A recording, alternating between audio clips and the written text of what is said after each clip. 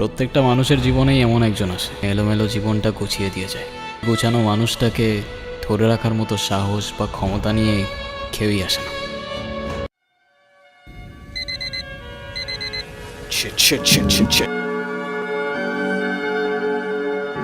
আসতে পারি? আসো। আচ্ছা, এই যে তুমি ঠিক মতো ক্লাসে আসো না, অগোছানো জীবন যাপন করো, তোমার কি ফিউচার নিয়ে কোনো টেনশন হয় না যে ওই চেয়ারে বসে চুপচাপ পরীক্ষা দিবে? কলম কি কলম কলম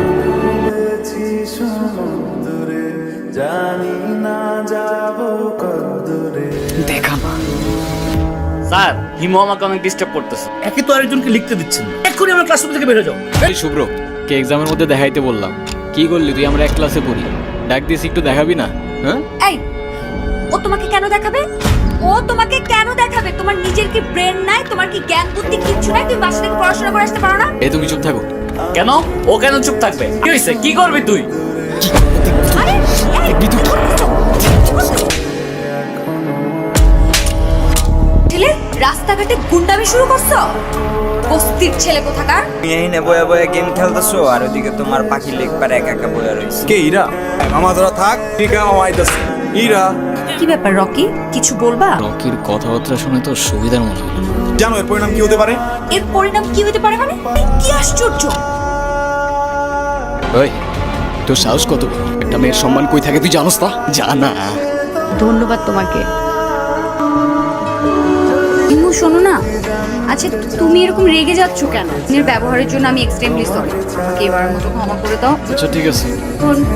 ফ্রেন্ডস, আমরা যখন ফ্রেন্ডস, আমার একটা শর্ত আছে। তুমি আজকে আমাকে সারাদিন নিয়ে চলবে, ঠিক আছে? চলো।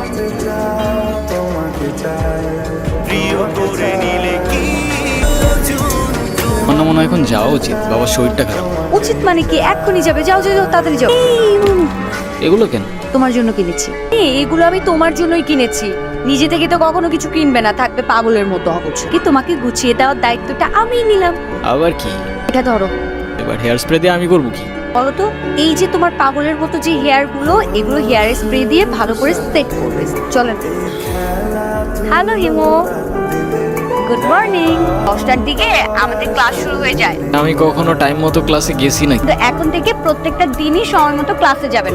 আমি বলেছি তাই, পারবে না তাই তো? আজকের পর থেকে তুমি আমার সাথে আর কোনো কথা বলবে না, আমিও তোমার সাথে কথা বলবো না। দাঁড়াও দাঁড়াও। No, এমনি এমনি আসলে কিন্তু হবে না। কালকে তোমাকে আমি যা যা কিনে দিয়েছি ওগুলো পরে তারপরে আসবে, ঠিক আছে? কিরে,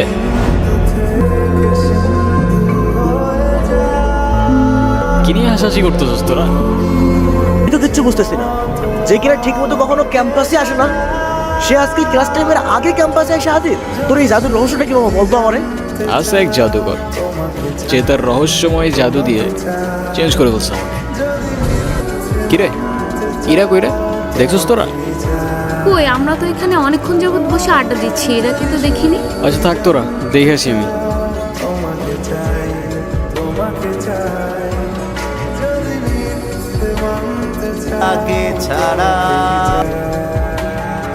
হ্যালো হিমু, কি হয়েছে তোমার?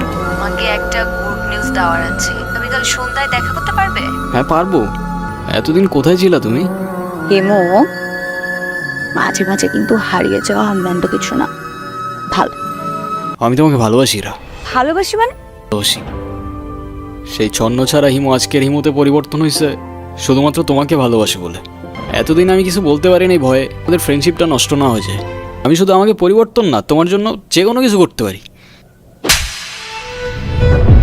আমি তোমাকে আমার ফ্রেন্ড ছাড়া কখনোই কিছু ভাবিনি। আমার বিয়ে ঠিক হয়ে গেছে, আর এই কথাটাই আমি তোমাকে বলতে এসেছি। ও আরেকটা কথা, আজকের পর থেকে আর কোনো দিন তুমি আমার লাইফে ব্যাঘাত ঘটাবে না। সেদিন অনেক দেরি করে ফেলেছিলে হিমু। আমিও যে তোমাকে অনেক ভালোবাসতাম। কি পাত্রপক্ষ আমাকে দেখতে এসেছে। আমার বাবা অনেক অসুস্থ হয়ে পড়েছিল হঠাৎ।